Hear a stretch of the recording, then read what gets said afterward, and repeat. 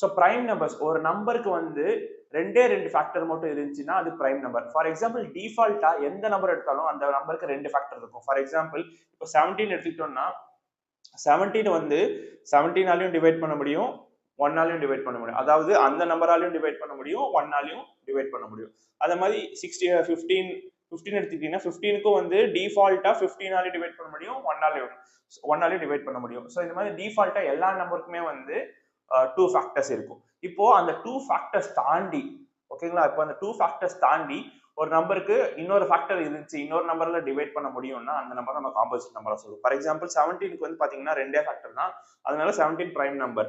இதை தாண்டி எந்த நம்பராலையும் டிவைட் பண்ண முடியும். ஆனா 15 பாத்தீங்கன்னா 15 வந்து 3ஆலே டிவைட் பண்ண முடியும், 5ஆலையும் டிவைட் பண்ண முடியும். பாத்தீங்கன்னா 15க்கு வந்து உங்களுக்கு 4 ஃபேக்டர்ஸ் வருது, அதனால 15 வந்து நம்ம காம்போசிட் நம்பர் சொல்றோம். ஸோ பிரைம் நம்பர் இல்லாம மற்ற எல்லா நம்பருமே நம்ம காம்போசிட் நம்பர் சொல்லுவோம். ஏன்னா பிரைம் நம்பர் இல்லாம மற்ற எல்லா நம்பருமே வந்து மோர் தென் 2 ஃபேக்டர்ஸ் டெஃபினட்டா இருக்கும்.